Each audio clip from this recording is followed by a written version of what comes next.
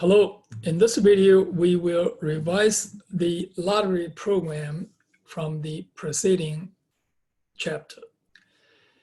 In the preceding chapter, we use integers for lottery number. In this program, we will use strings for lottery number, representing two digits, two characters in the string.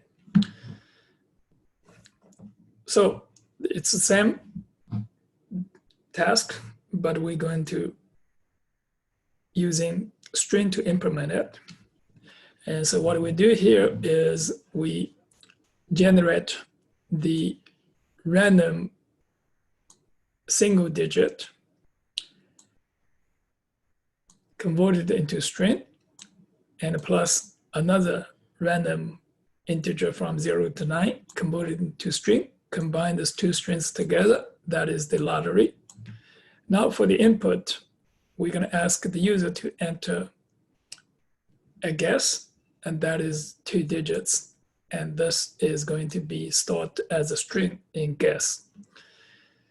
So now we're going to check if the guess is the same as lottery. So that is the award of 10,000. And else we're going to check if the guess brackets 0 equals to lottery brackets 0, guess brackets 1 equals lottery brackets 0, and guess 0 equals to lottery brackets 1. So that's the close match. And if that's the case, the award is 3,000. Else, we're going to see if guess bracket 0 is in lottery. So it's lottery 0 and lottery 1, and a guess 1 is in the lottery, and a guess 1 equals lottery bracket 0, and a guess brackets 1 equals to lottery brackets 1. So if so, there's one digit match, and the award is 1,000. Else, there's no match.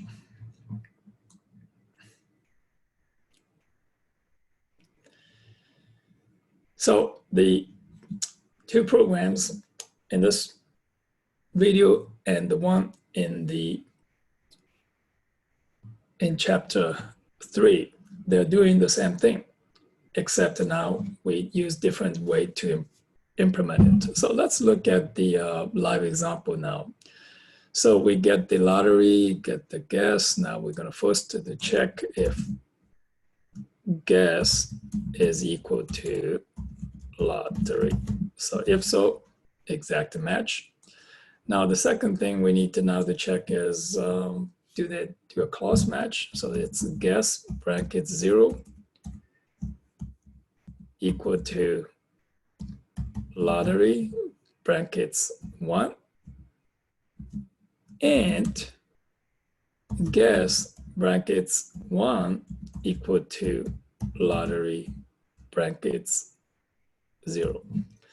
Now, if you compare this program with the one in chapter 3, and you're going to see this is a little simpler, and because we can access the digits in the string directly using the index.